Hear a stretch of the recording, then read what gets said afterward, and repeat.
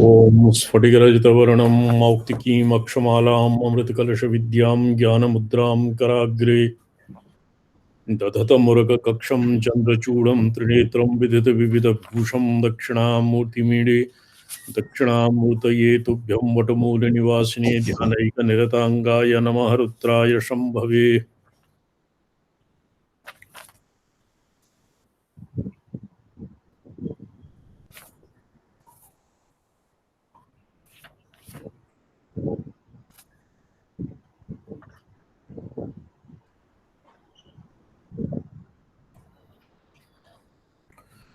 यः कुलक्रमेष्ठिः पंचावस्था समन्विता कुलक्रमेष्ठिः इत्यस्य वर्णनं जातम्। इदानीं तदनन्तरं बुभुक्षोः आसीत्। बुभुक्षोः शिष्यस्य दीक्षा कथं करणीयं, तदनन्तरम् अभिषेक विधानं दीक्षायाः दीक्षानन्तर उद्दिष्टं साधकाचार्ययोर अभिषेकम् अपि आह।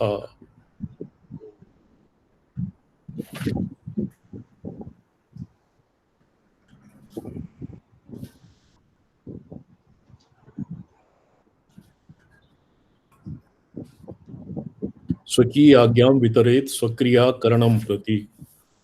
इतः तावत् वैदिकेषु यथा भवति मम हृदयं व्रतं ते ददामि इत्यादवत् आगमिकाः अपि स्वकार्यक्रियाकरणं प्रति स्व आज्ञां च वितरेत्।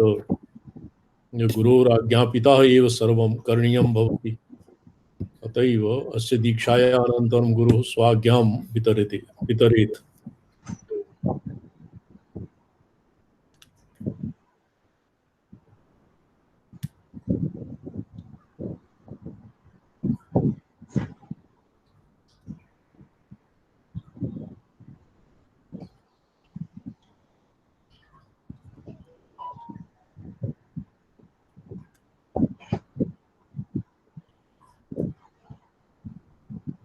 मम ध्वनिः श्रूयते? श्रूयते स्वामी चरण श्रूयते।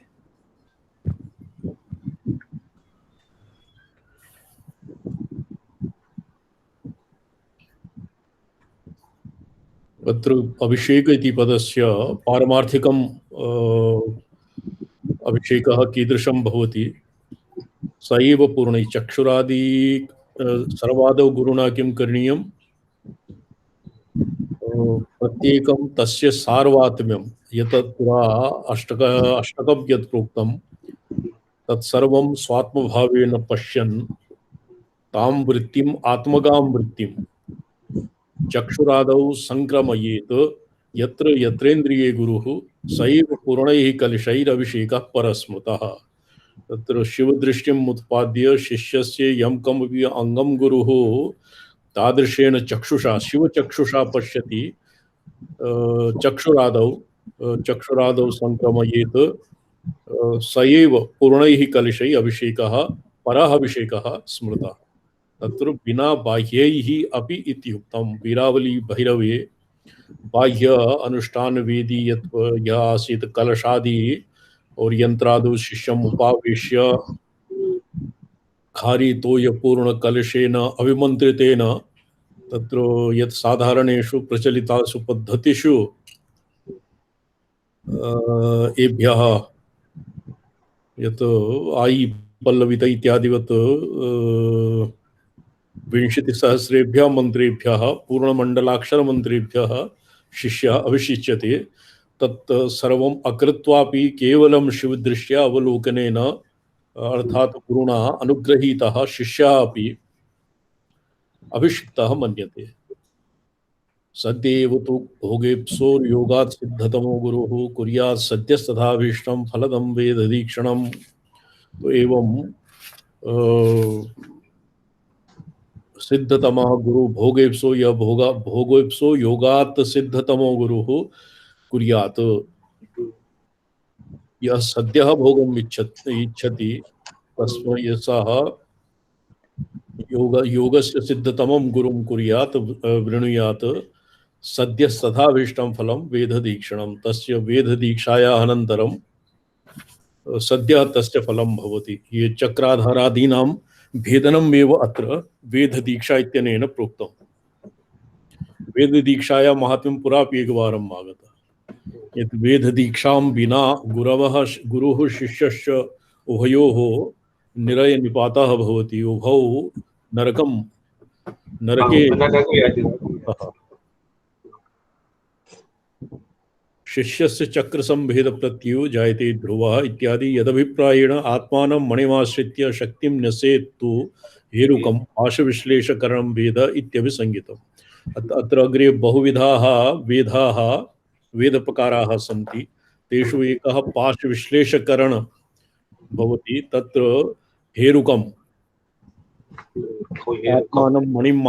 आत्मनः मणिम् आश्रित्य तत्र हेरुकं शक्तिं न्यसेत। हेरुक नाम पटुक इत्यस्य पर्यायः भवति। हेरुकम् इति बौद्धतन्त्रेषु एव हेरुकम् इति उच्यते। हेरुकः अस्मदादीनां तन्त्रे हेतुकः तकारः इति भवति। हेतुकं पूर्वपीठेतु आग्नेयां त्रिपुरान्तकम् इत्यादिवत् भैरवेषु अष्टभैरवेषु बटुकेषु हेतुकम् इति भवति। आत्मानं मणिमाश्रित्य मन्ये वज्राचार्यस्य वज्रयानस्य कश्चित् श्लोकः वज्रयानतन्त्रेभ्यः आहृत्य उपन्यस्तं वर्तते। पाशविश्लेषणकरणं वेदः इत्यभिसंज्ञितम्। इत्यादि उक्तं। तदेव वेददीक्षा च बहुधा तत्र तत्र निरूपिता सा चाभ्यासवता कार्या येन ऊर्ध्वोर्ध्वप्रवेशतः। यस्य वेददीक्षायाः अधिकारः वर्तते, अभ्यासः वर्तते, अभ्यसेन भ्रशम् अभ्यस्तं तेनैव वेददीक्षा कार्या येन प्रवेशः भवति शिष्यस्य।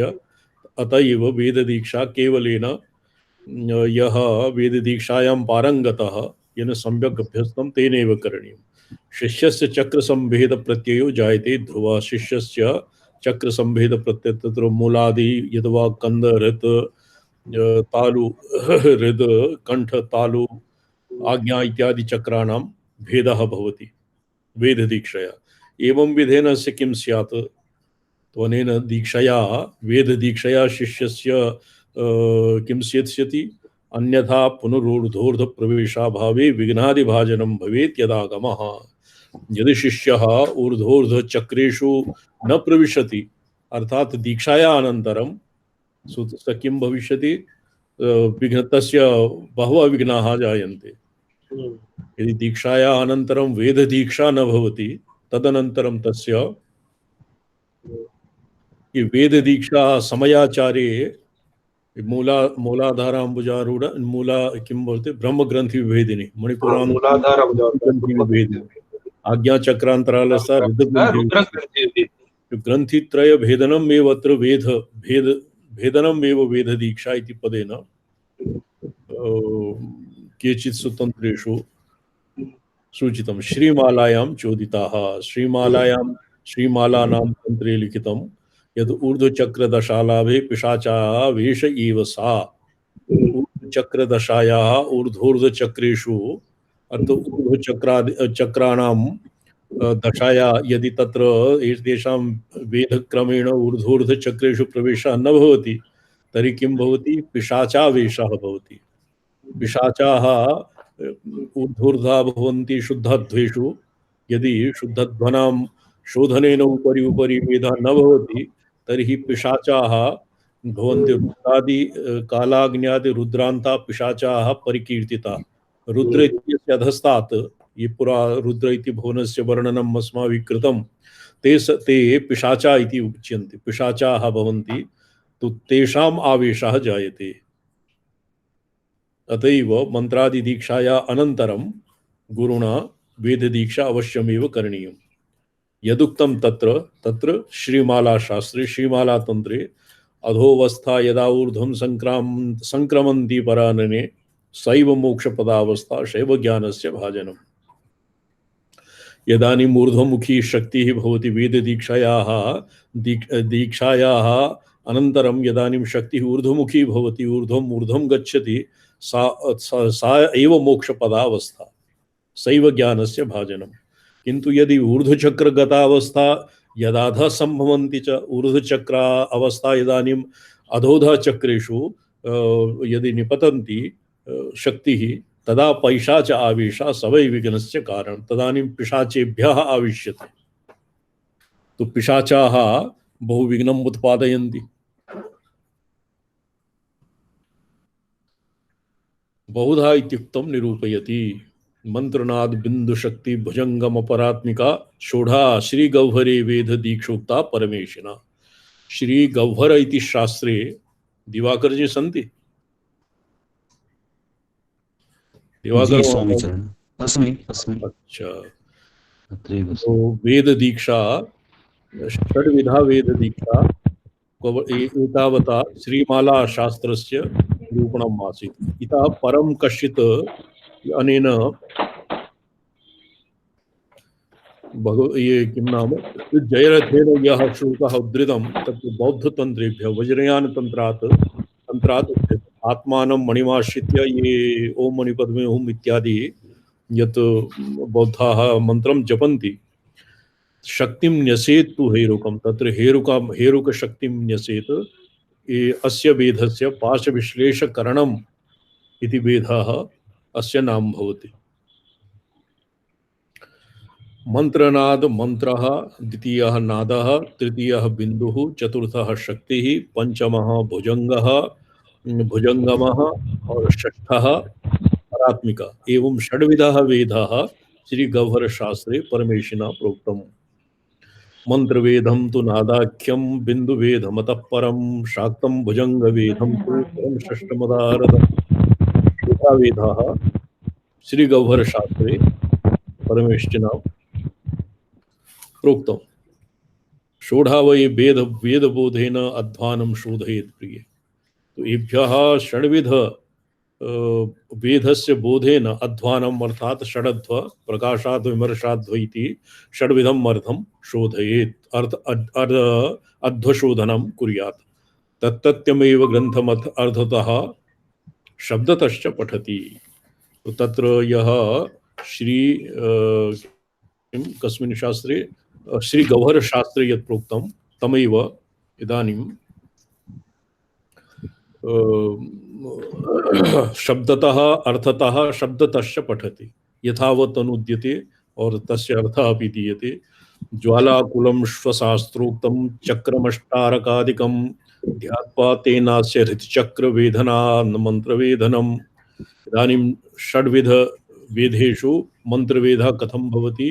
ज्वालाकुलं श्वशास्त्रोक्तं श्वशास्त्रे यत् ज्वालाकुलं ध्यात्वा ज्वालायाः ज्वालाकुलं ज्वालायाः तत्र कुलं ध्यात्वा स्वशास्त्रोक्तं चक्रमष्टारकादिकं हृदयस्य अष्टदल यत् हृदयं भवति अष्टचक्रं तं ध्यात्वा तेन अस्य हृच्चक्रवेदनात् तेन हृदय अनाथ चक्रस्य वेदनात् मंत्रवेदनं भवति। तस्य अपरा पद्धतिः वर्तते ज्वालाकुलं ततो ध्यात्वा तदनन्तरं ज्वालाकुलं ज्वालायाः कुलं भवति ज्वालामालिन्याः ततो ध्यात्वा अष्टारं चक्रम् ज्वालां ध्यात्वा तस्य अभ्यन्तरे अष्टारपद्मम् अष्टदलं विचिन्त्य तस्य अभ्यन्तरे द्वादशारं विचिन्त्य वापि स्वशास्त्र विधियोगतः स्वशास्त्रे यथा प्रोक्तं साधारणतया अस्माकं या विद्या भवति तत्र हकारेण सूर्यमंडलं चिन्त्यते सकारेण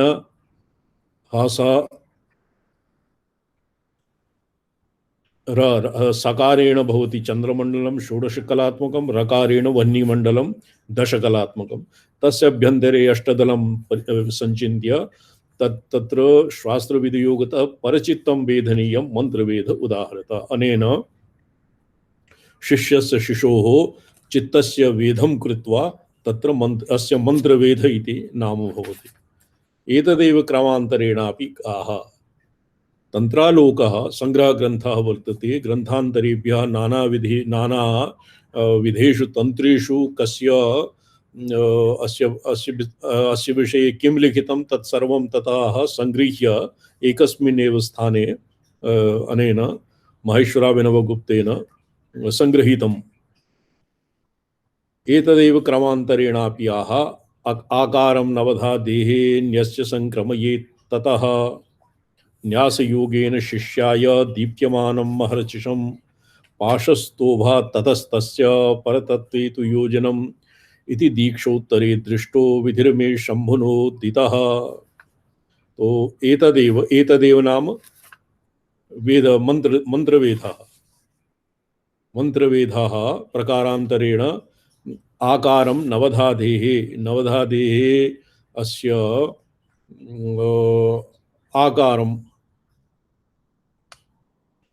स्वकीये नवरंध्र रूपे देहे आकारं विचिन्त्य आकारस्य न्यस्यं कृता आ इति न्यस्य संक्रमयेत् तदनन्तरं तस्य संक्रमणं कुर्यात् ऊर्ध्वोर्ध्वचक्रेषु एवं न्यासयोगेन दीप्यमानं महार्चिषं शिष्यं पाशस्य तस्य पाशस्तोभात् ततस्तस्य परतत्वे नियोजनं भवति। अस्य नाम मंत्रदीक्षाया मंत्रवेदस्यैव अपरः पर्यायः इति दीक्षोत्तरे दृष्टो विधिर्मे शंभुनोदितः। नादोच्चारेण नादाख्य सृष्टिक्रमनियोगतः नादेन वेदये चित्तं नादवेद उदीरितः। ये प्रकारान्तरेण क्रमान्तरेण अस्मिन् एकचत्वारिंशत्तमे श्लोके वेद एव मंत्रवेद एव तावत् प्रोक्तम्। नादः भवति सृष्टिः नादोच्चारेणेन महार्चिषम् इत्यनेन पाशस्तोभनेन सामर्थ्यं दर्शितम्। नवधा दीप्यमानं महार्चिषम् इत्यनेन पाशस्तोभने पाशस्य अवनोदने सामर्थ्यं दर्शितं। नादोच्चारेण इति नादशब्देन दीर्घात्म नादबीजं तत्र आकारः यत् प्रोक्तं तत् दीर्घात्मा नादशब्द एव नाद एव और नाद दीर्घात्म नादबीजं सृष्टीति नादिफान्त लक्षणा। नादेन इति अनचक कलात्मना स्वयं उच्चरद रूपेण नाद इति पदेन अनचक स्वरव्यंजन अनचक हलात्मक अत्र कलात्मक इति पाठभेदः वर्तते। अनचक हलात्मक यस्मिन् अच अपि नास्ति स्वराः न सन्ति हल अर्थात व्यंजनानि न सन्ति तादृशेन नादेन स्वयं यत् स्वरसतोपि विना प्रयत्नं यत् स्वयं उच्चरति तद्भवति नादः। तदुक्तं नादं दीर्घं समुच्चार्य नादं नादे समाक्रमेत् स्वशिष्यं स्वनादं नाद शिष्यनादे समाक्रमेत् नादिफान्तं समुच्चार्य वर्णाध्वानं विशोधयेत्। नादिफान्तं समुच्चार्य संपूर्णं नरिरिलिथ च दहिणौ इति फकारान्तं समुच्चार्य वर्णाध्वानं विशोधयेत्। वर्णाध्वनां शोधनं कुर्यात्। वर्णाध्वानं विशोधयेत्। नादेन वेदयेत् देवी नादवेद उदारतः। बिंदुवेदः ये मंत्रवेदः सम्यक् अधिगतम्। जी स्वामी जी। और नादवेदः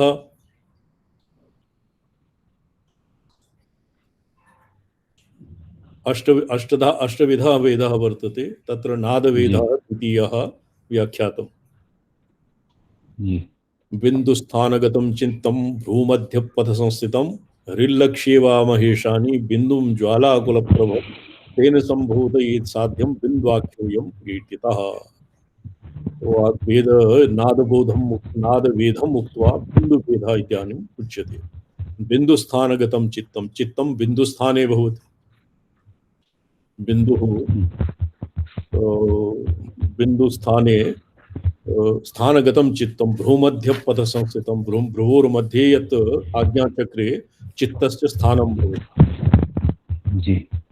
तत्र स्थितं चित्तं हृल्लक्ष्ये वा वैकल्पिकेन केषाञ्चित् मते हृदये अनाथचक्रे भवति। बिन्दुं ज्वालाकुलप्रभं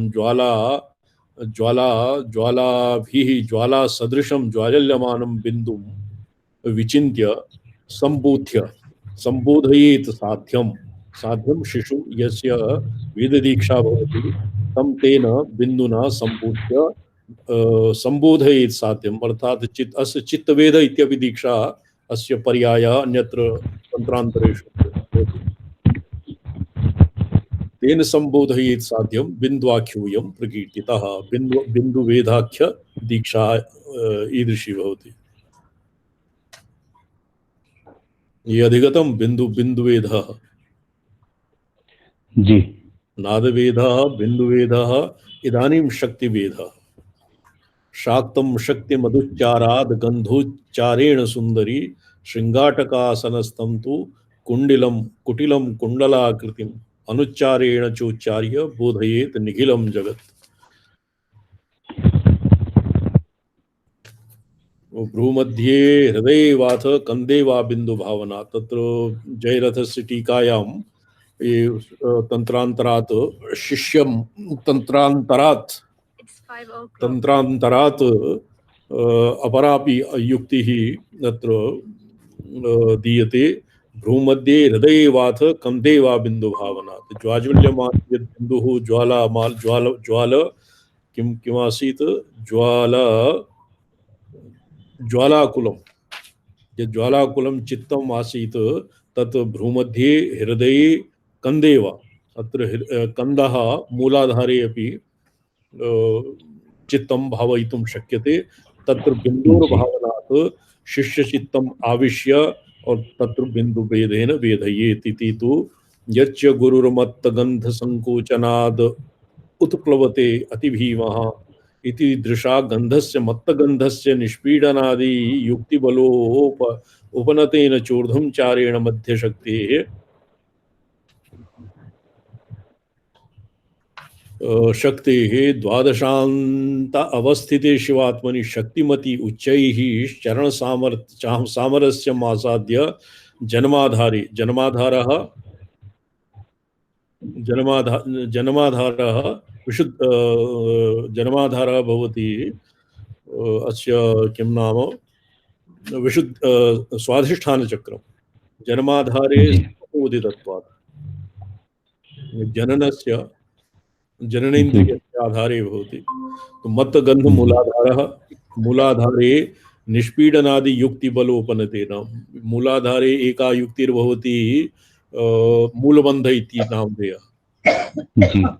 मूलबन्धः और अपरः भवति निष्पीडनादि युक्ति। तत्र निष्पीडनम् एव प्रायशः मूलबन्ध एव तावत् अभ्यस्यते। तेन शक्तिम् ऊर्ध्वं नीत्वा विशुद्धिचक्रे प्रापयित्वा शृङ्गाटके षट्कोणे वा प्राणशक्त्या भेदितया कुण्डलाकृतिं कुटिलम् अनच्कम् अनुच्चारेण उच्चार्य स्वयं उच्चार प्रयत्ननिरपेक्षतया स्वपरयोः स्वारसिके एव उच्चारे अवधार्य निखिलमपि जगद्वेदयेत्।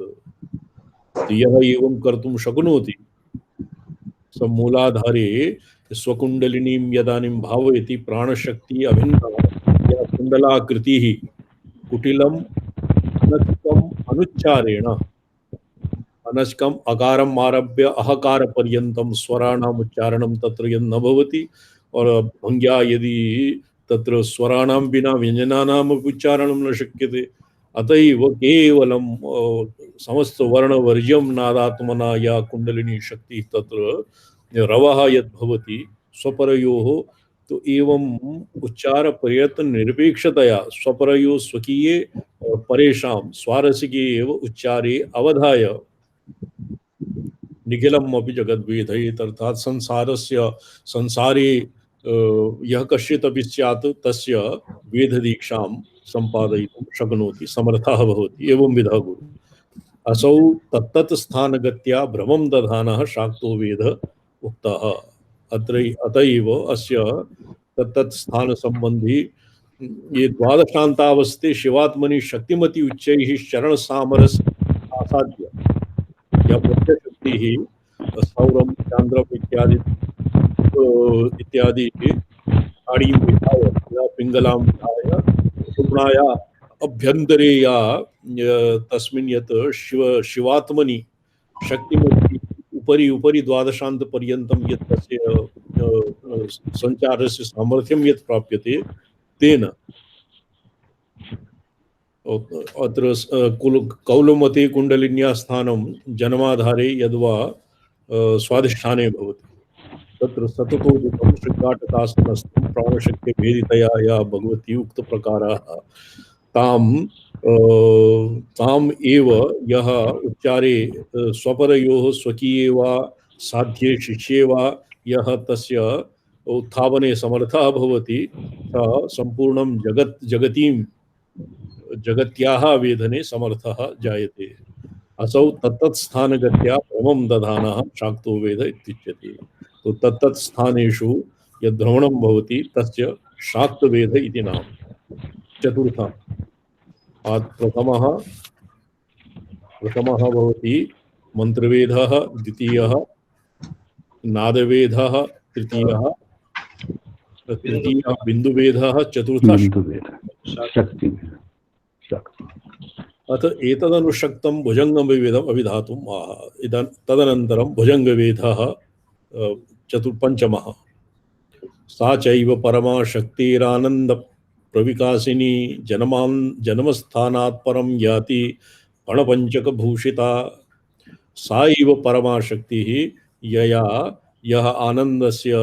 आनन्दं विकसति सा एव जन्मस्थानात् अर्थात मूलाधारात् यद्वा आधारमंडलात् अथवा विशुद्धिचक्रात् जन्मस्थानात् परं याति फणपञ्चकभूषिता। सा शक्ति कुंडलिनी पंचफणान्विता इति पंचफण इति पंच प्राणानां पर्यायः निदानं परमति द्वादशावस्थितं परं याति द्वादशान्त पर्यन्तं गच्छति शक्तिमन्तं शिवं प्राप्नोति।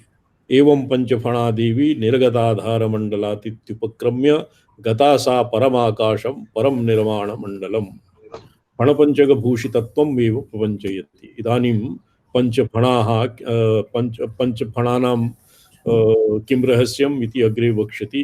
कलास्तत्त्वानि नन्दाद्या व्योमानि च कुलानि च ब्रह्मादि कारणान्यक्षाण्येव सा पंचकात्मिका। अत्र पंच प्राणात्मिका तो साधारण अर्थः। अत्र विशिष्टे अर्थे पंचकलाः तत्त्वकलाः नन्दाद्याः नन्दा किमन्ति नन्दा पूर्णा जया रिक्ता भद्रा इति पंचतिथयः सन्ति। जी नन्दा जया रिक्ता पूर्णा इति पंचतिथयः कलाः निवृत्ति प्रतिष्ठा विद्या शांति शांत्यातीता। पंचकला पंचतत्वानि पृथिव्यप्तेजवायुराकाशाः कलास्तत्वानि व्योमानि च पंचव्योमाः भवन्ति। पंच आकाशव्योमानि सन्ति। तत्र जन्म नाभि हृदय बिन्दुस्थानानि इति व्योमानि इति प्रोक्तं। पंचव्योम इति स्थाने पंचव्योमाः भवति। स्थूलाकाशः सूक्ष्माकाशः चित्ताकाशः चिदाकाशः एवं पंचव्योमानि सन्ति। कुलानि महाकौल कौलाकुल कुलाकुलाख्यानि। पंचकुलानि महाकौल कौल अकुल कुलाकुल महाकौल कौल अकुल कुलाकुल कुल अकुल एवं पंचविधाः पंचकुलानि सन्ति पंचव्योमानि सन्ति पंचतिथयः सन्ति पंचकलाः सन्ति पंचतत्त्वानि सन्ति। ब्रह्मादिकारणानि विष्णु रुद्र ईश्वर सदाशिवः यद्वा ब्रह्मस्थाने इति जन्मस्थाने इत्यस्य पर्यायः द्वादशान्त एव कृतः।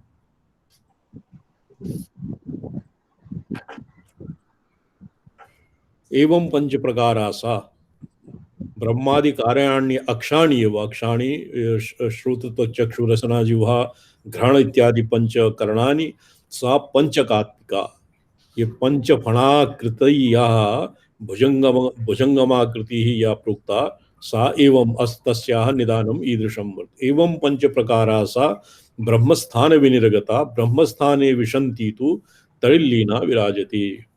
एक ब्रह्मस्थान विनिर्गता ब्रह्मस्थान जन्माधारात् ब्रह्मस्थान द्वादशान्तम्।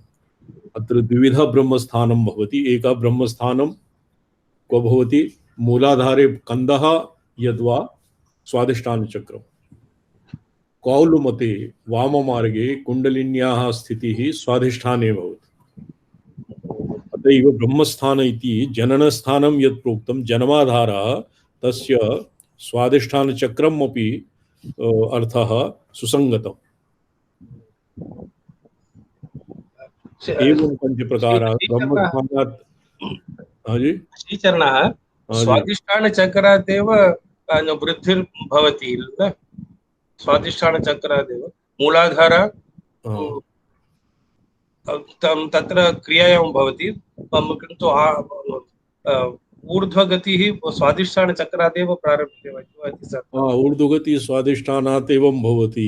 यतोहि अत्र द्विधा प्रक्रिया समयाचारे भवति। समयाचारे ये नैष्ठिका ऊर्ध्वरेतसः ते कुण्डलिन्याः उत्थापन समये मूलाधारात् उत्थाप्य और स्वाधिष्ठानस्य यंग रंग लंग बंग बम भम मम यम रंग लंग इति षड् दलानि भित्वा तदनन्तरं सार्धत्रिः प्रदक्षिणं कृत्वा स्वाधिष्ठानस्य वेधः न क्रियते। वेधः न क्रियते नैष्ठिके समयाचारे स्वाधिष्ठानचक्रस्य वेधः न क्रियते और सार्धत्रिवारं परिक्रमां कृत्वा आगम्यते मणिपुरचक्रे आगम्यते। कुलाचारे कुंडलिनी स्वाधिष्ठान पर्यन्तम् एव उत्थाप्यते। तत्र तस्य वेधः भवति यत्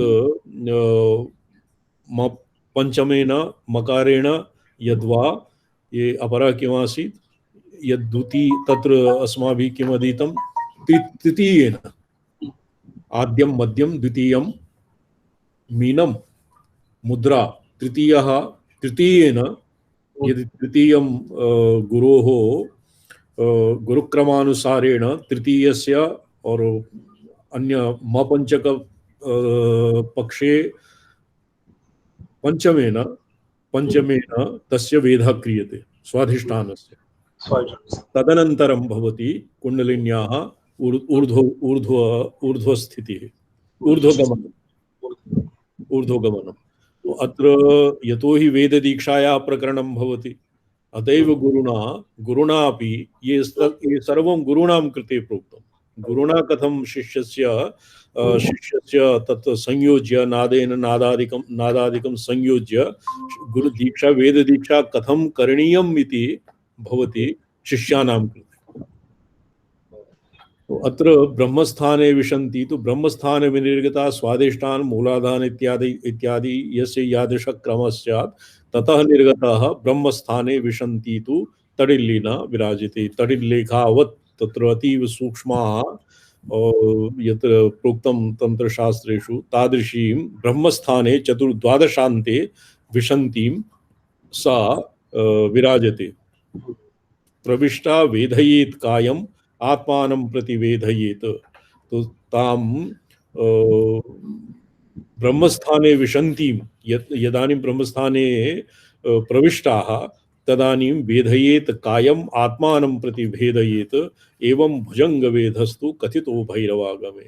यदानीं द्वादशान्ते लीना भवति तदानीं शरीरस्य वेधः क्रियते और आत्मनः अपि वेधः क्रियते।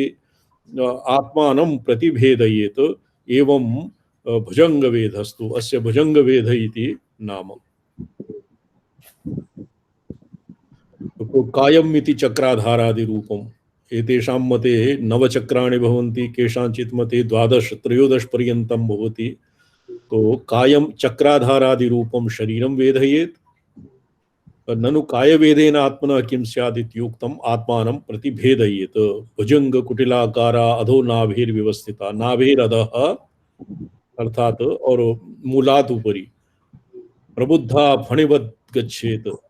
फणा पंचक भूषिता पंच फणान्विता सा और यथा भुजंगः उपरि गच्छति एवं भुजंगवत् उपरि गच्छेत्। पंचकात् पंचकं यावत् पंचकात् यावत् भुजंग यावत् वेदं भुजंग संगितम्। पंचकात् पंचकम यद पंचकम आदौ प्रोक्तम कला तत्व नंद तिथिः व्योम कुल एवं पंच भवति पंचकात् पंचकम यावद वेद भुजंग यावद वेदम भुजंग संयुक्तम तदनन्तरम आत्मना विभेद्य आत्मनः प्रतिभेदयेत् आत्मानं प्रतिभेदयेत् एवं भुजंग वेदस्तु कथितो भैरवागमे। ये भुजंग वेदः स्पष्टं जातम्। तावद् भावयते चित्तं यावत् चित्तं क्षयं गतः क्षयं गतं क्षीणे चित्ते परेशानी परानंद उदाहरतः। तावत् चित्तं भावयेत क्षीणे तावद् भावयेत यावत् चित्तं क्षयं गतं। चित्तस्य क्षयः विकल्परूप परित्यागः। अत्र प्रकारान्तरे चित्तं यथा अस्माभिः किम् अधीतम् अत्र षट्त्रिंशत् तत्त्व संदोहकारेण तु प्रकृतिरेव चित्तम् इति प्रोक्तम्। अन्यथा तो यद् मनोबुद्धि अहंकार ये अंतःकरण तृतीयम् एव तावद् भवन्ति, किन्तु अत्र चित्तं प्रकृति पर्यायः चित्तम् इति उक्त्वा चित्तं वेधयेत्। तो चित्तस्य संकल्प विकल्पात्मकत्वं चिंतन कर्तृत्वं विकल्पादि अधिष्ठानत्वं यदि यावत् सामान्यं सर्वत्र तावद् भावयते चित्तं यावत् चित्तं क्षयं गतम्। अतः चित्तं नाम चिंतन व्यतिरिक्तम् अन्यत् किमपि नास्ति। यावत् विकल्पानां क्षयः भवति विकल्प रूपता परित्यागः यदानीं भवति तदानीं चित्तक्षयः भवति। अर्थात् चित्तं नाम पृथक् किमपि नावशिष्यते, प्रकृति मात्रम् अवशिष्यते। क्षीणे चित्ते सुरेशानि परानंद उदाहरतः। प्रत्यभिज्ञायां किं भवति? अत्र कोऽपि सतीशाजी सन्ति तेषां कश्चित् शिष्यः वा वर्तते? न सन्ति। अच्छा। चिति संकोचात्मा चित्तम चितिरेव चैतन्य पदात् अवरूढ़ा चिति संकोचात्मा चित्तम भवति। तो यदानीं चित्तं संकुचिता चितिरेव चित्तं भवति। यदानीं चित्तं संकुचितावस्थां परित्यजति अर्थात विकल्प रूपतां परित्यजति तदानीं परानंद एव तावत् आविर्भवति।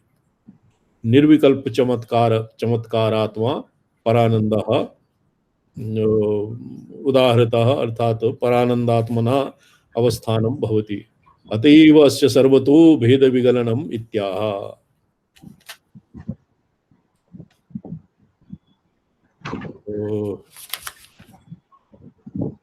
शाक्तवेदः तदनन्तरम् आसीत् भुजंग वेदः जातः। परात्मिका परावेदः मंत्रवेदः नादवेदः बिंदुवेदः शक्तिवेदः भुजंगमवेदः और परात्मिका वेदः। षड्विधा वेदः भवति षट्। तो एवं षोडा वेदः एषाम् अतएव अस्य सर्वतो भेद विगलनं मिथ्या। अस्य शिशोः सर्वथा भेदस्य विगलनं भवति। द्वैतभावः संपूर्णं लीनं भवति। नेन्द्रियाणि न वै प्राणानान्तःकरणगोचरः न मनो नापि मंतव्यं न मंता न मनिक्रिया सर्वभावपरिक्षीणः परवेद उदाहरतः। अस्य परवेद इत्यस्य शाम्भववेद अपि पर्यायः। तत्र यथा ये गायनं क्रियते मनोबुद्ध्यहंकार चित्तानि नाहं भवति न वा? अत्र प्रत्यक्षम् अनुभूयते। इंद्रियाणि न वै प्राणा नान्तःकरणगोचराः। न तु इंद्रियाणि न तु प्राणाः अन्तःकरणगोचराः। अन्तःकरणानां विषयः मनः मंतव्यं न मंता न मनिक्रिया। मननस्य मंतव्यम और मंता मननकर्ता मनिक्रियाः मननक्रियायाः सर्वभावः सर्वं तत्र क्षीयते। वह परवेदानन्तरं सर्वभावपरिक्षीणः परवेद उदाहरितः। प्रकारान्तरेणापि अस्य बौधात्वं दर्शयति। तो ये परवेदः अपि बहुप्रकाराः वर्तते।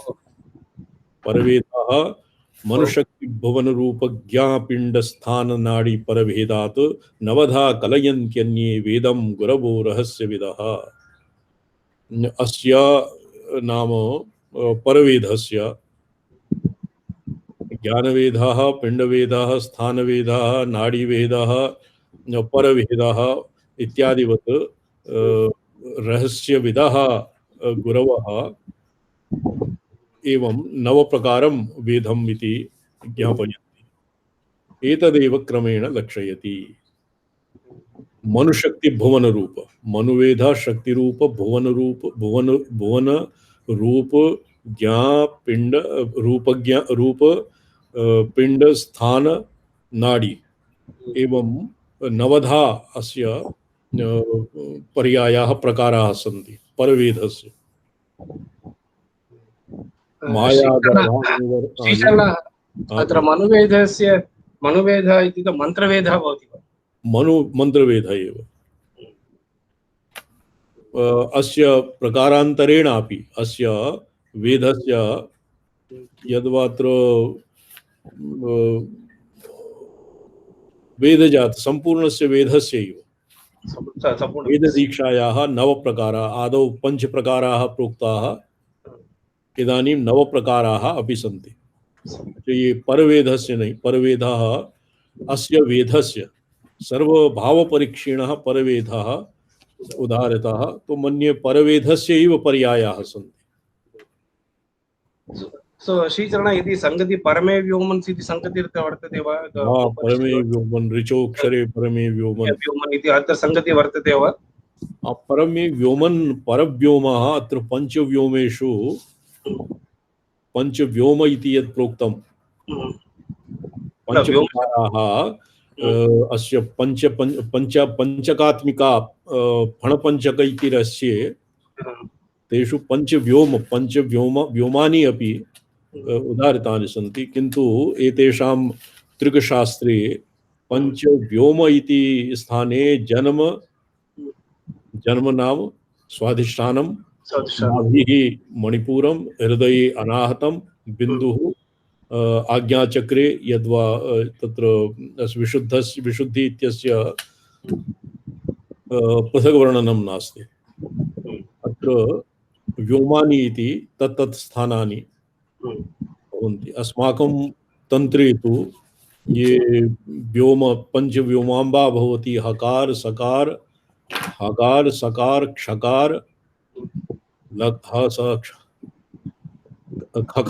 खकार फकार रकारः। तो ऐं बीजस्य वाग्भव बीजे बीजस्य आदौ हकार सकार फकार खकार फकार और रकार पंचानां योजने पंचव्योमाम्बा पंचव्योमानां अस्य नाम एव आगमेषु पंचव्योमाम्बा इति लिखितं। पंचव्योमानि पंच फणाकारस्य भुजंगस्य भुजंगवेद प्रसंगे पंचफणाकारः भुजंगः किं भवति तत्र पंचकेषु यत् व्योमपञ्चकं यत् प्रोक्तं तद् भवति व्योमपञ्चकं। तत्र मन्ये ऋचोक्षरे परमे व्योम इत्यस्य एभ्यः परमे व्योम परमव्योम अनेन परमाकाशः एभ्यः न स्वीकृतम् तन्त्रागमे। अस्माकं श्रीविद्याक्रम एव पञ्चव्योमाम्बा, तत्र परमाकाशः भवति। ऋचो अक्षरे परमे व्योमन् इति मन्त्रे यः परमाकाशः उल्लिखितम् अस्ति तत् केवलम् अस्माकं क्रमे। अत्र तु नाभिः, तत्र तु आधार स्वाधिष्ठान, नाभि जन्म, नाभि हृत कुंडली हृत बिंदु स्थानानि सन्ति पंचव्योमपदेन। तो प्रकारान्तरेण अपि अस्य बहुधात्वं दर्शयति। तो अस्य अत्र वेद इति अनेन संगतिः स्यात्। वेदस्य एतावता पंच प्रकाराः वेदाः वर्णिताः नव प्रकार मनुवेद शक्तिवेद भुवनवेद रूपवेद ज्ञानवेद पिंडवेद स्थानवेद नाड़ीवेद नाड़ी परवेदः तो नाड़ी परभेदा नवधा कलयन्त्यन्ये अन्ये एतत् संप्रदाय अन्ये एतेषां मते तु पंच एव सन्ति किन्तु अन्ये वेदम् अत्र वेदं गुरवो रहस्य विदः अन्ये वेदम् इति दकार इति स्थाने धकारः पाठभेदः अत्र सुसंगतं वेदम् इत्यस्य कश्चित् संगतिः न प्रतीयते भेदः वा इदानीम् एतेषां वर्णनं भवति परवेद वेद एव परभेदात् मनुवेदः शक्तिभेदः भुवनवेदः रूपवेदः रूपज्ञवेद पिंडवेदः स्थानभेदः नाड़ीभेदः परभेदः नाड़ी पर इति पृथक् वर्तते पर इति एवं आहत्य नव प्रकाराः वेदाः सन्ति नवधा कलयन्त्यन्ये वेदम् इति स्थाने वेदं दकारस्य धकारः क्रियताम् वेदं गुरवो रहस्य विदः एतदेव क्रमेण लक्ष्यन्ति इदानीं मनुवेदः पुरा यत् प्रोक्तं ज्वालाकुलं भावयित्वा तत्र मण्डलादिकं विचिन्त्य अष्टदलं प्रकृत्य तन्मध्ये जीवं विभाव्य ज्वाला सदृशं ज्वाज्वल्यमानं जीवं विभाव्य तस्य वेदः यत् प्रोक्तं तत् मनुवेदः अत्र तु भिन्नः क्रमः माया गर्भाग्निवर्णौघ युक्ते त्र्यश्रेणीमण्डले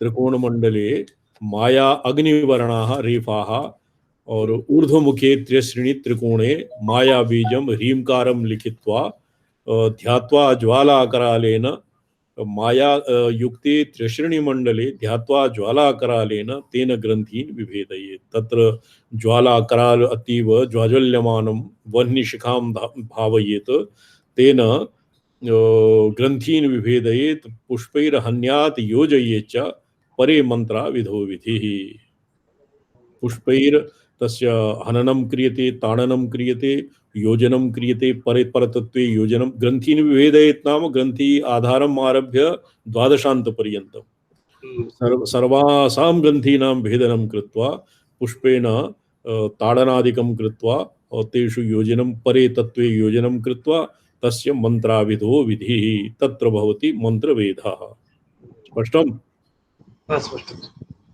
ललिता सहस्रनामपि वर्तते न ज्वालामालिकाक्षिप्त वह्नि पुराकार शोभनं वह्नि पुराकार मध्ये गायति तो तद्वत् ज्वालाकरालेन माया त्रिकोणम् अग्निबीजं त्रिकोणं भवति त्रिकोणम् अभ्यन्तरे ह्रील्लेखां लिखित्वा और तत्र त्रिश्रे मंडले ज्वालाकरालेन शिष्यम् उपावेश्य यद्वा शिष्यस्य हृदये एवं ध्यात्वा कंदमारभ्य द्वादशान्तपर्यन्तं यत् पुरा प्रोक्तं ब्रह्मस्थानात् विनिर्गता ब्रह्मस्थाने विषेत् ब्रह्मस्थाने किमासीत् विनिर्गता ब्रह्मस्थाने विशन्ति तु तद्वत् परतत्वे योजनेन पुष्पैर्हन्यात् पुष्पैः हननम् अत्र स्पष्टं नास्ति अस्माकं क्रमे पुष्पैः पुष्पहननेन नामकरणं क्रियते परे मंत्राविधो विधिः एवं मंत्रवेदः भवति पुरा यत् प्रोक्तं तस्मात् किञ्चित् भिन्नं वर्तते तन्त्रान्तरे भिन्न भिन्न क्रमः नाड्या विष्या नाड्या आविश्य अन्यतरया चैतन्यं कंदधामनि अन्यतरा नाड़ी इडा पिंगलां विहाय और सुषुम्ना वर्तमना शिष्यं प्रविश्य कंदधामनि पिंडीकृत्य परिभ्रम्य पंचाष्टशिखया हठात् ये पंचाष्टशिखा किं भवति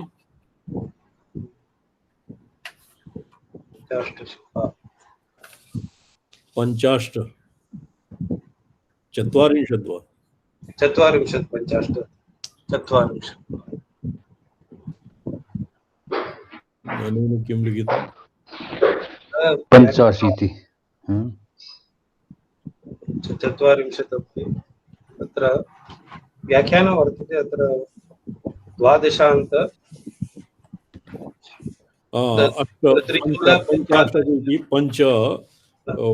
पंच कर्मेन्द्रियाणि अष्टौ बुद्धिन्ते पंचाष्टक इत्यस्य अर्थः पंचकर्मेन्द्रियाणि अष्टौ अंतःकरण अंत बुद्धिन्द्रिय पंचकम अंतःकरण त्रयम् पंच शब्द स्पर्श श्रोतृत्व चक्षुरसना जिह्वा ग्रहण और मन बुद्धि अहंकार पंचाश्च शिखया हठात् पिंडीकृत्य परिभ्रम्य कर्मेन्द्रियाणि ज्ञानेन्द्रियाणि अंतःकरण त्रयम् अनेन पंचाष्ट शिखया हठात् शक्तिशूलाग्रगमितं क्वापि चक्रे नियोजयति। शक्तिशूलाग्रगते शक्तिशूलस्य अग्रे तं नीत्वा और क्वापि कस्मिंश्चित् अपि चक्रे नियोजयति, चक्रेण नियोजयति। शक्त्या इति शाक्तो वेदोऽयं सद्यः प्रत्ययकारकः। अनेन सद्यः प्रत्ययः भवति।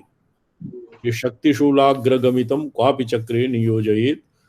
पिंड अस्य विधिः सर्वादो गुरुः नाडीमाविश्य चैतन्य कंदधामनि तस्य चैतन्यं पिंडीकृत्य परिभ्रम्य और पंच ज्ञानेन्द्रिय पंच कर्मेन्द्रियाणि त्रि अर्थात त्रयोदशान् पिंडीकृत्य परिभ्रम्य शक्तिशूलाग्रे नियोज्य और क्वाप चक्रे नियोजयेत् शक्त्या चक्रे नियोजयेत् इति शाक्तवेदः सत्य प्रत्यय कारक। अनेन शाक्तवेदेन शिष्यः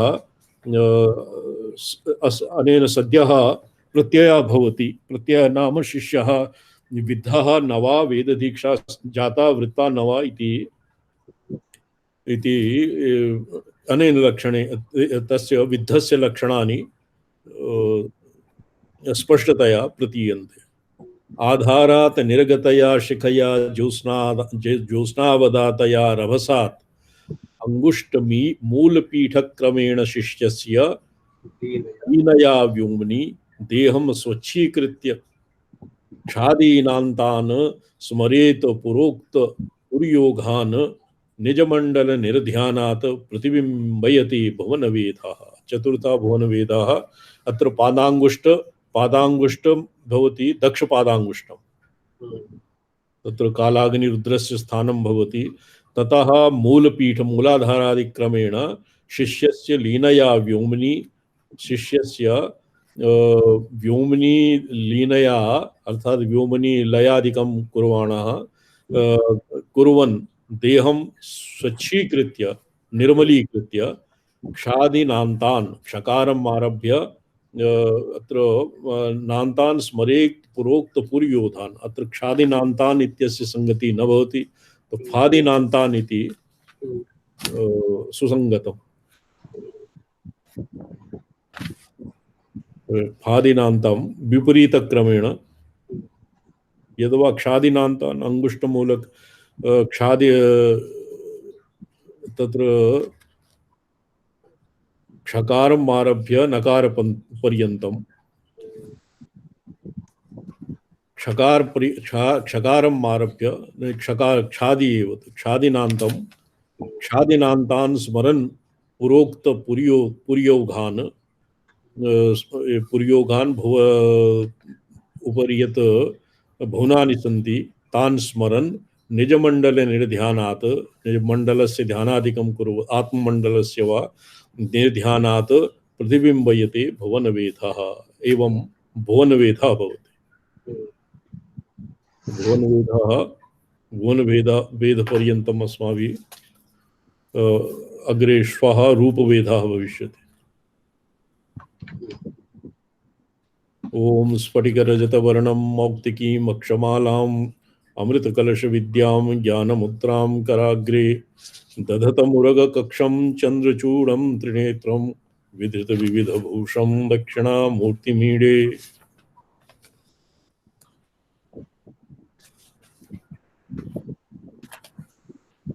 ये वेद दीक्षायाः प्रकाराः कति सन्ति येषां मते त्रिकश मते कति सन्ति मन्य तन्त्रान्तरेषु कति सन्ति इति अवश्यमेव ज्ञातव्यम्।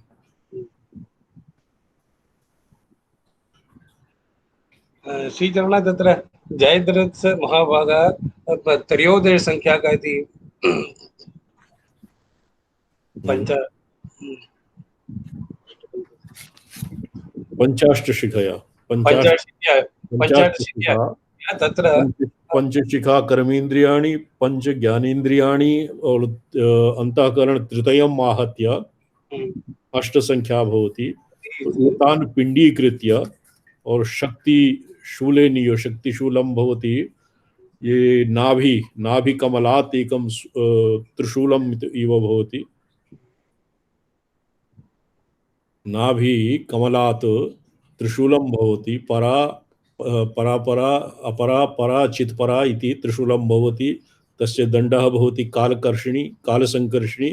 तस्य नाम शक्ति त्रिशूलं वा शक्तिशूलाग्रगमितं क्वापि चक्रे नियोजयेत्।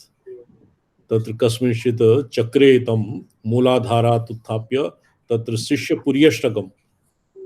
पुर्यष्टकं तत्र नियोजयेत्। शक्त्या इति शाक्तो वेदोऽयं सत्यप्रत्ययकारकः। शिष्यः तत्क्षणात् कृतकृत्यः भवति। अनेन तस्य प्रत्ययः भवति गुरोः यत् शिष्यस्य वेददीक्षा संजाता इति प्रत्ययः भवति। ओम उद्दाम काम परमार्थ सरयूज षण्ड चंड द्युति द्युतिमुपासित षट प्रकाराम मोहद्वीपेन्द्र कदनोद्यत बोध सिंह लीला गुहां भगवतीं त्रिपुरां नमामि।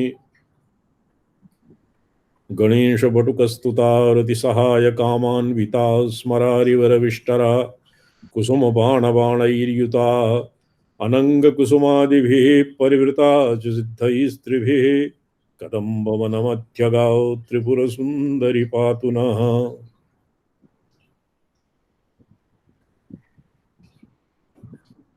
अद्य नित्या षोडश कारणवस्य किं भवति? कामबीजस्य ध्यानेन योषिदाकर्षणादिकं यः प्रोक्तं कामकूटस्य ध्यानेन।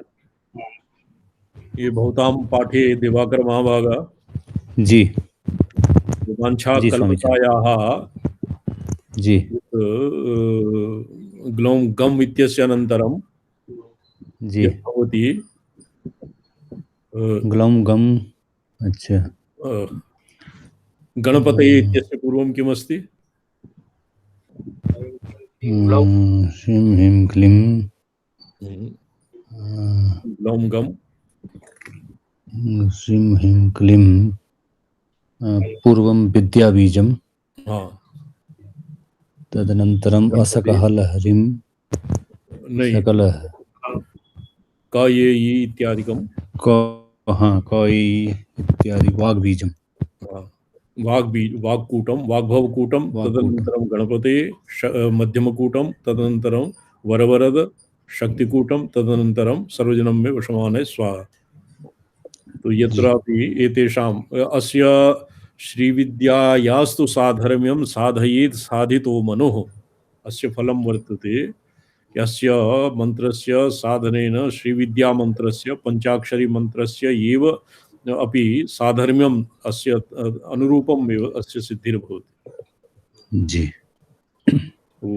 श्रीविद्या अत्र वाञ्छायां दीक्षिताः दीक्षितापि श्रीविद्यायां दीक्षिता एव मन्यन्ते।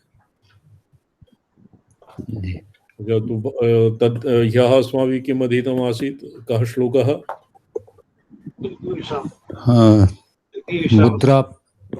मुद्रापद निवर्चनम्। श्लोकः कः? प्रथमश्लोकः श्लोकादारभ्य तृतीयविश्रामः तृतीयविश्रामे प्रथमश्लोकः।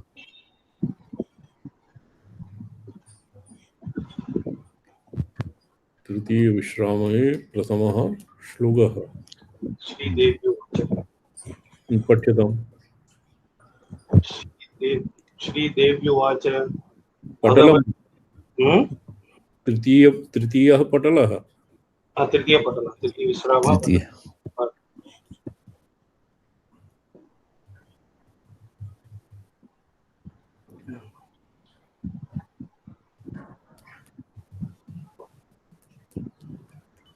पृष्ठ संख्या ज्ञायते?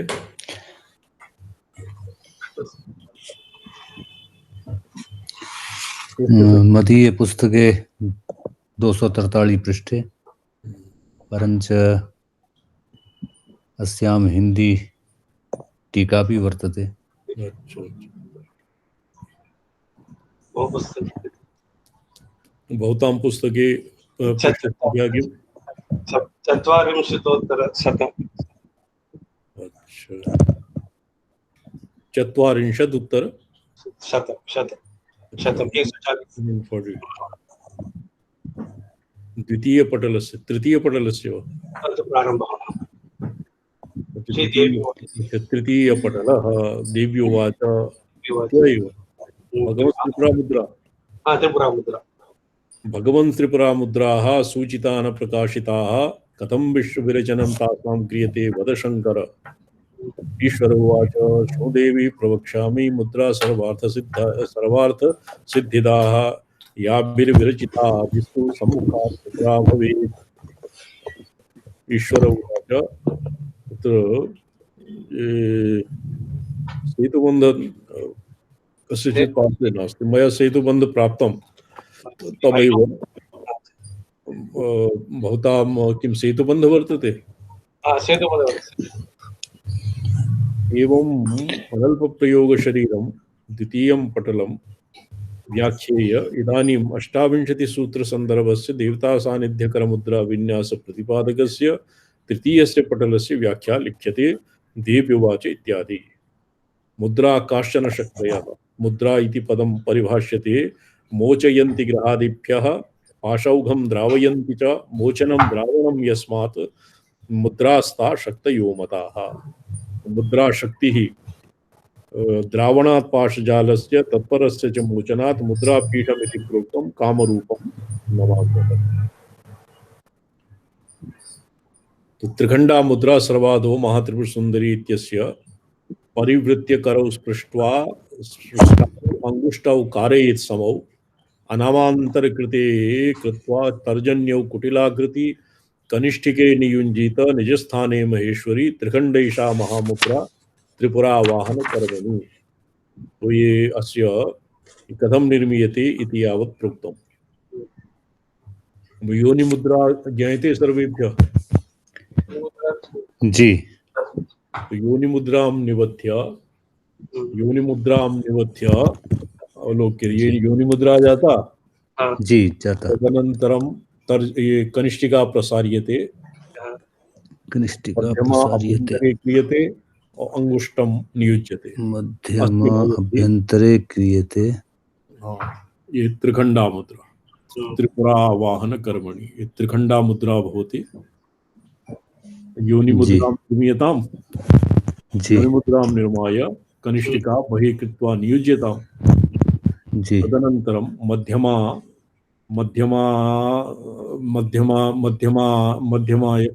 अग्रम नियुज्य और अनामिकां तर्जन्या निपीड्य पुष्टाग्रम संयोज्य मुद्रा त्रिखण्डा मुद्रा। जी। त्रिखण्ड अनया त्रिपुरायाः आवाहनं क्रियते।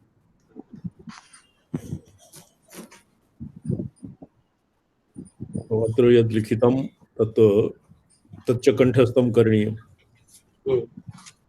परिवृत्य करौ स्पृष्ट्वा अंगुष्टौ कारयेत् समौ अनामान्तरे कृत्वा तर्जन्यौ कुटिलाकृतिः कनिष्ठे नियुञ्जीत निजस्थाने महेश्वरी त्रिखण्डैषा महामुद्रा त्रिपुरा आवाहन कर्मणि। इदानीं देव्याः आवरणानाम् एकैकायाः आवरणस्य मुद्रा भवति। मध्यमे मध्यगं कृत्वा कनिष्ठाङ्गुष्ठरूपिते तर्जन्यो दण्डवत् कृत्वा मध्यमो पर्यनामिके एषा तु प्रथमा मुद्रा सर्वसंक्षोभकारिणी। मध्यमे मध्यगे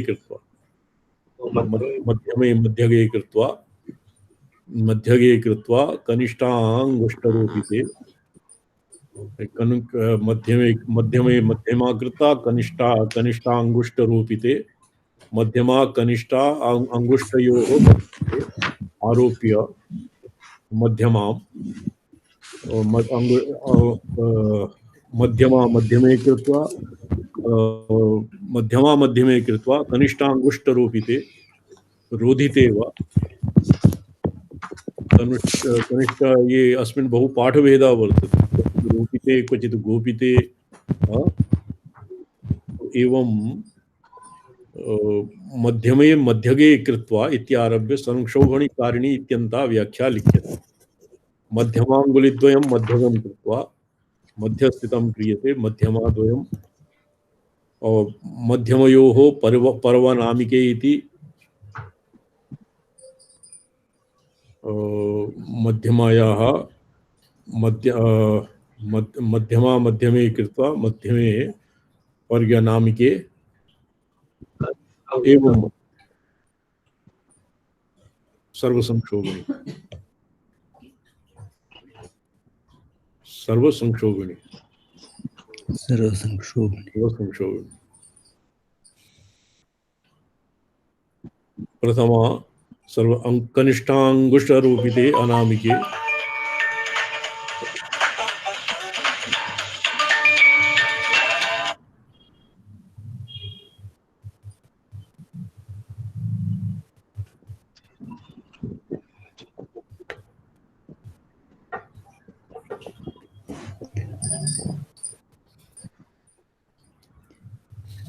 क्रियेते परमेशानी सर्वविद्राविणी स्मृता सर्वसंक्षोभिणी।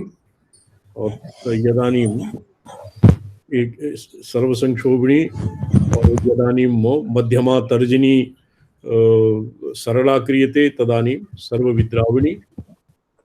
यदानीं कुटिलाकृति क्रियते एवं तो ये भवति सर्वाकर्षिणी सर्वाकर्षिणी। अंगुष्ठाकार रूपाभ्यां मध्यगे त्रिपुरे भवतां जो यदानीं कदाचित् सन्निहिताः भवन्तः सन्निहिताः सन्तु तदानीं ज्ञापयिष्यामि।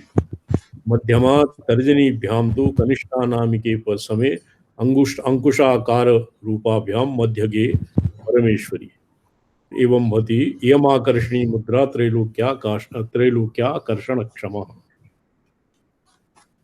त्रैलोक्याकर्षणकारिणी लोकाकर्षणकारिणी।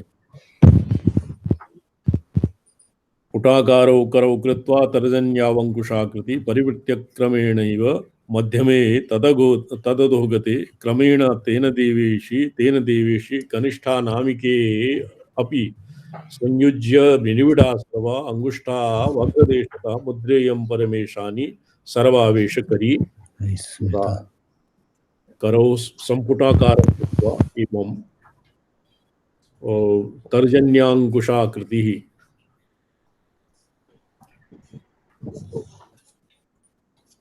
परिवृत्य क्रमेणैव मध्यमे तदधोगते मध्यमा अनामिका इत्यस्य अंतराले और ये अस्य अंतराले कृत्वा मध्यमे तदधोगते क्रमेण देवी कनिष्ठिका अनामिके अपि एवं कृत्वा ये मुद्रा भवति सर्वावेशकारिणी। अस्माकं मते सर्ववश्यकारिणी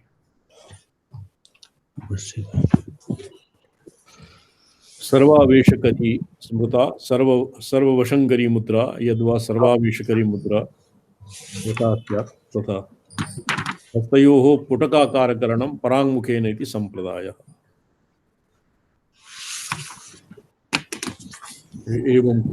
एवं केचन एवं कुर्वन्ति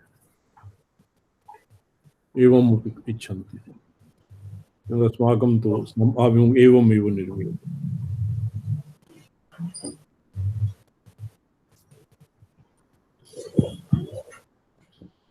सम्मुखौदुकरौ कृत्वा मध्यमा अंगुली सम्मुखौदुकरौ कृत्वा मध्यमा मध्यगेनुजे अनामिके तु सरले हस्त तद्वहिस्तर्जनीद्वयं दण्डाकारौ ततो दण्डाकारौ ततोऽङ्गुष्ठौ दण्डाकार ततोऽङ्गुष्ठौ मध्यमा नखदेशगौ मुद्रेशोन्मानी नामना क्लेदिनी सर्वयोषित। ये सर्व उन्मादिनी मुद्रा एवं निर्मित। मुद्रा प्रकरणम् अपि ज्ञायते, मुद्राणां निर्माणः कथं क्रियते इत्यपि ज्ञायते, अस्य संग्रहश्लोकः अपि ज्ञायते। उन्मादिनी मुद्रा अस्यात् अनामिका युग्मम् अधः कृत्वा अंकुशाकृति सर्वमुद्रावणी विद्रावणी मुद्रायाः एव अस्य अंकुशाकृतिः कृत्वा ये सर्वविद्रावणी जाता, सर्वविद्राविण्याः अंकुशाकृतिः तर्जनीं कृत्वा सर्वमहांकुशा इति नामधेया मुद्रा। इयं महांकुशा मुद्रा सर्वकार्यार्थ साधिनी। सव्यं दक्षिणदेशेषु सव्यं भवति वाम, सव्यं दक्षिणदेशे तु सव्यं दक्षिणदेशः, सव्यं दक्षिणदेशे तु दक्षिणं सव्यदेशतः बाहुं कृत्वा हस्तौ परिवर्त्य च कनिष्ठा नामिके देवी युक्त्या तेन क्रमेण तु तर्जनीभ्याम् एवं भवति सर्वखेचरी।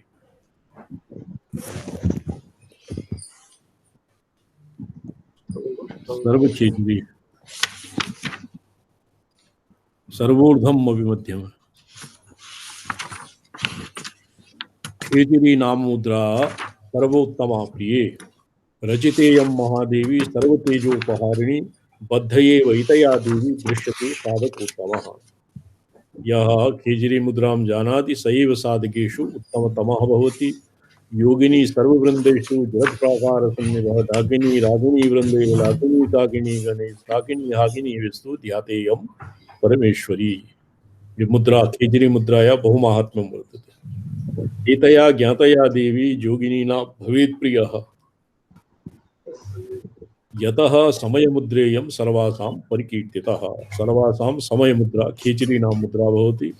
प्रयतो वापि यत्नपूर्वकम् अयत्नपूर्वकं शुचौ देशे तवासितो अशुचि देशे उच्छिष्टो वा शुचिर्भूत्वा भुञ्जानो मैथुने रतः स्त्री प्रसंगे कुर्वाणः शुचिः भूत्वा उच्छिष्टः यद्वा शुचिः शुद्धः भूत्वा मुद्रायाः परमा मध्यमाङ्गुल्यो परिवर्त्य क्रमेण तु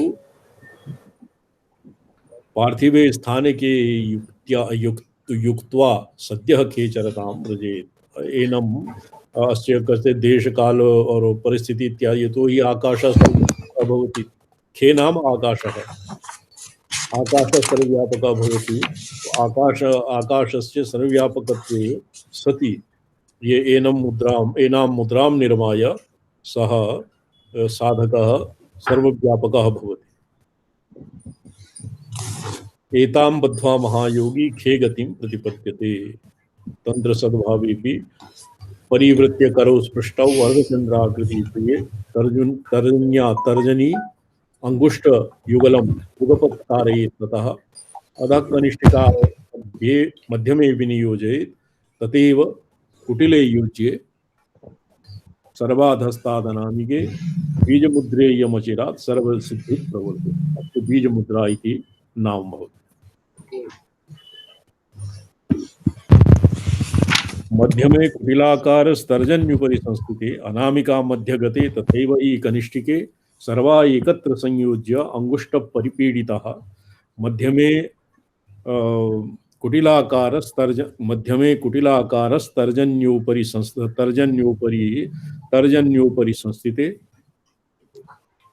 तर्जन्योपरि संस्थिते अनामिका गते तथैव हि कनिष्ठिके सर्वा एकत्र संयोज्य अंगुष्ठ परिपीडिता। एषा तु प्रथमा मुद्रा योनिमुद्रा। प्रथमा मुद्रा योनिमुद्रा एव आसीत्। योनिमुद्रा एवं निर्मीयते। योनिमुद्रा ज्ञायते सर्वेभ्यः। योनिमुद्रा प्रथमत्वात् सर्वयोनित्वात् योनिमुद्रा। इदानीं योनिमुद्राया मुद्राणां वर्णनं कृत्वा मुद्राणां बीजाक्षराणि अपि भवन्ति।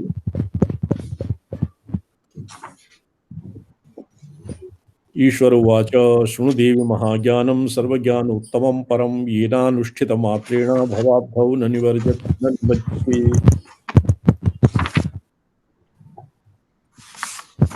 त्रिपुरा परमा शक्ति राज्या जातादितः प्रिये स्थूल सूक्ष्म विभेदेन त्रैलोक्योत्पत्ति मातृका।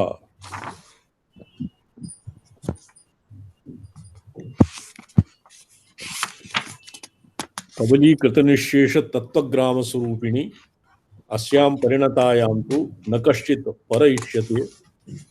इदानीम् एकाक्षरस्य वर्णनम् अस्ति।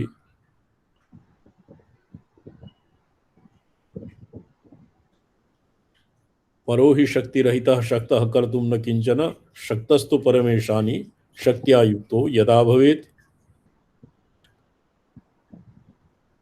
शक्त्या विना शिवे सूक्ष्मे नाम धाम न विद्यते ज्ञाते नापि महेशानि शर्म कर्म न किंचन। ध्यानाव अवष्टंभ काले तु नरतिर्नमन स्थितिः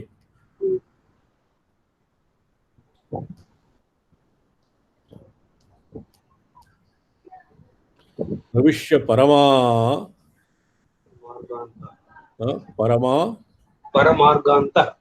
परमार्गान्तः सूक्ष्माकार स्वरूपिणी कबलीकृत निःशेषा बीजांकुरतया स्थिता।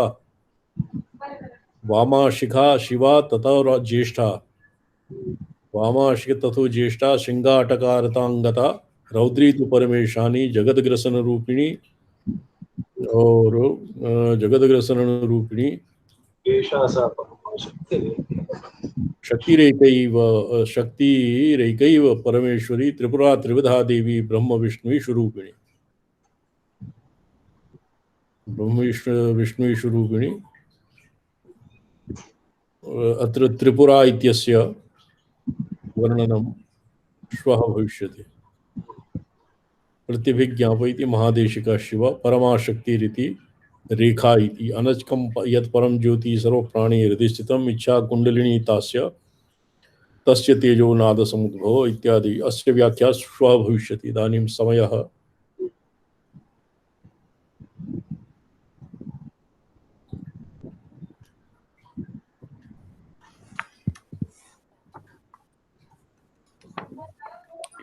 मया